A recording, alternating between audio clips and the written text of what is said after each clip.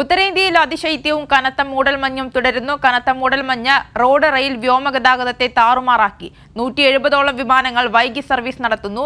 അരുണുണ്ട് വിശദാംശങ്ങളുമായി. അരുൺ, നിലവിലെ സാഹചര്യം തുടരുകയാണ്. 170ഓളം വിമാനങ്ങൾ വൈകി സർവീസ് നടത്തുന്നു. ട്രെയിൻ ഉൾപ്പെടെയുള്ള ഇവയുടെ സമയത്തിലും മാറ്റമുണ്ട്. എന്താണ് ഏറ്റവും പുതിയ വിവരങ്ങൾ?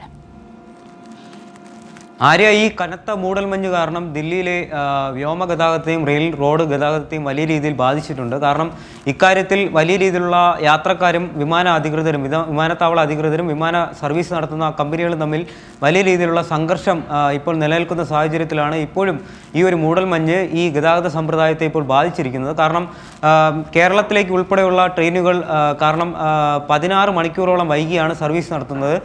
ഇന്നലെ ഇവിടെ നിന്ന് പുറപ്പെടേണ്ട കേരള എക്സ്പ്രസ് ഇന്നലെ 8 മണിക്കായിരുന്നു രാത്രി ഇവിടെ നിന്ന് പുറപ്പെടേണ്ടത്. കേരളത്തിലേക്ക് പ്രധാനമായി സർവീസ് നടത്തുന്ന ദിവസവും സർവീസ് നടത്തുന്ന ഒരു ട്രെയിനാണ്. ഈ ട്രെയിൻ ഏകദേശം 12 മണിക്കൂറോളം വൈകിയാണ് ഇന്ന് ഇവിടെ നിന്ന് യാത്ര തിരിച്ചത്. ഇന്ന് രാവിലെയോടെയാണ് ദില്ലിയിൽ നിന്നും ഇത് യാത്ര തിരിച്ചത്.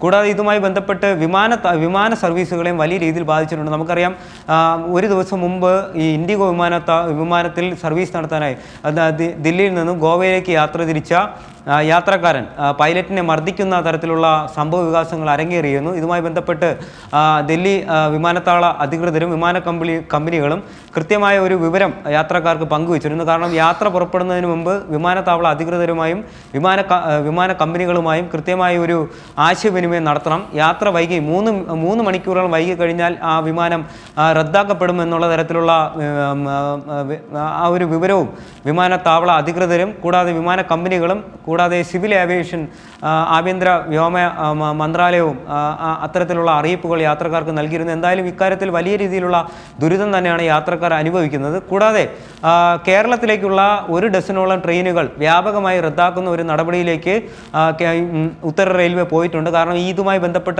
റിപ്പോർട്ടുകൾ നമ്മൾ കൈരളി ന്യൂസ് ഒരാഴ്ച മുമ്പ് തന്നെ നൽകിയതായിരുന്നു.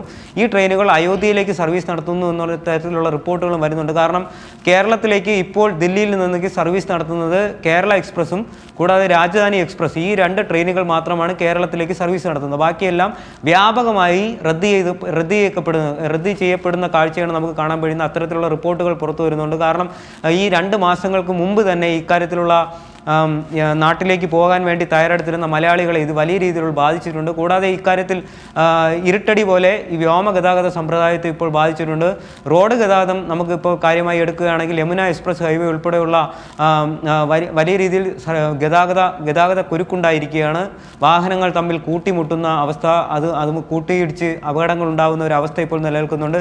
എന്തായാലും ഇക്കാര്യത്തിൽ യാത്രക്കാർക്ക് ഒരു ഇരുട്ടടി തന്നെയാണ് സമ്മാനിക്കുന്നത് അധികൃതർ. കാരണം വലിയ രീതിയിൽ ഈ കാലാവസ്ഥ പ്രതികൂലമായി ബാധിക്കുന്നത് കൊണ്ട് തന്നെ കേരളത്തിലേക്ക് ഉൾപ്പെടെയുള്ള ആഭ്യന്തര സർവീസുകൾ തിരുവനന്തപുരം, കൊച്ചി, കോഴിക്കോട്, കണ്ണൂർ പോലെയുള്ള ആഭ്യന്തര വിമാനത്താവളത്തിലേക്കുള്ള സർവീസുകൾ കൂടാതെ രാജ്യത്തിൻ്റെ വിവിധ ഭാഗങ്ങളിലേക്കുള്ള സർവീസുകൾ ബാധിച്ചിട്ടുണ്ട്. 170ഓളം സർവീസുകൾ ഇപ്പോൾ വിമാന സർവീസുകൾ വൈകിയാണ് സർവീസ് നടത്തുന്നതെന്നുള്ള പ്രാഥമിക വിവരങ്ങളാണ് നമുക്കിപ്പോൾ പങ്കുവയ്ക്കാനുള്ളത്. കൂടാതെ ഞാൻ നേരത്തെ സൂചിപ്പിച്ച പോലെ തന്നെ കേരളത്തിലേക്കുള്ള മലയാളികളുടെ യാത്രയും ഇത് വലിയ രീതിയിൽ ബാധിച്ചിട്ടുണ്ട്. ആഴ്ചയിൽ 3 ദിവസം മാത്രം സർവീസ് നടത്തുന്ന രാജധാനിയും ദിവസം സർവീസ് നടത്തുന്ന കേരള എക്സ്പ്രസും പോലുള്ള 2 ട്രെയിൻ സർവീസുകൾ മാത്രമാണ് ഇപ്പോൾ ദില്ലിയിൽ നിന്നും കേരളത്തിലേക്ക് സർവീസ് നടത്തുന്നത്. എന്തായാലും ഇക്കാര്യത്തിൽ ഒരു ഇരുട്ടടി തന്നെയാണ്. കാരണം 2 മാസം മുമ്പ് സർവീസ് നാട്ടിലേക്ക് പോകാൻ വേണ്ടി തീരുമാനിച്ചിരിക്കുന്ന മലയാളികൾ ഉൾപ്പെടെയുള്ള ദക്ഷിണേന്ത്യൻ സംസ്ഥാനങ്ങളിലേക്ക് പോകുന്ന വലിയ രീതിയിലുള്ള സർവീസുകളെ ഇത് ബാധിച്ചിട്ടുണ്ട്. കൂട്ടത്തോടെ റദ്ദാക്കൽ വലിയ രീതിയിലുള്ള പ്രതിഷേധവും യാത്രക്കാരിൽ നിന്ന് വരുത്തിയിട്ടുണ്ട്. കാരണം ഈ മൂടൽമഞ്ഞ് കാര്യമാക്കി അല്ലെങ്കിൽ അത് മുൻനിർത്തി എന്ന് പറയുമ്പോൾ തന്നെ മധുര സെക്ഷനിൽ അറ്റകുറ്റപ്പണികൾ നടക്കുന്നു എന്ന തരത്തിലുള്ള ഒരു വ്യാഖ്യാനം നടക്കുന്നുണ്ട്. പക്ഷേ അതല്ല, അയോധ്യ ക്ഷേത്ര ചടങ്ങിലേക്ക് യാത്രക്കാരെ സൗജന്യമായി കൊണ്ടുപോകുന്നു എന്ന തരത്തിലുള്ള റിപ്പോർട്ടുകൾ വരുന്നുണ്ട്.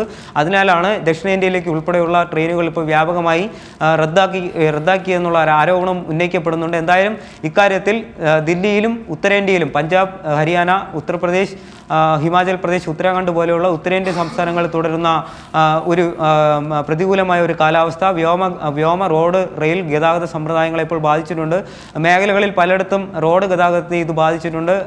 ലേ, ലഡാക്ക് മേഖലകളിൽ, ജമ്മു കാശ്മീരിൻ്റെ പല ഭാഗങ്ങളിൽ തുടരുന്ന മഞ്ഞുവീഴ്ച ദില്ലിയിൽ ഇനിയും വരുന്ന ദിവസങ്ങളിലും ഇനി ആ ഒരു പ്രതികൂലമായ കാലാവസ്ഥ തുടരും എന്ന് തന്നെയാണ് അറിയാൻ കഴിയുന്നത്. ആര്യ, ശരി. ഉത്തരേന്ത്യയിൽ അതിശൈത്യവും കനത്ത മൂടൽമഞ്ഞും തുടരുന്നു. കനത്ത മൂടൽമഞ്ഞ് റോഡ് റെയിൽ വ്യോമഗതാഗതം താറുമാറാക്കി. 170ഓളം വിമാനങ്ങൾ വൈകി സർവീസ് നടത്തുന്നു. കേരള എക്സ്പ്രസ് ഉൾപ്പെടെയുള്ള കേരളത്തിലേക്കുള്ള ട്രെയിനുകൾ മണിക്കൂറുകൾ വൈകും. PG അരുണാണ് വിശദാംശങ്ങൾ നൽകിയത്.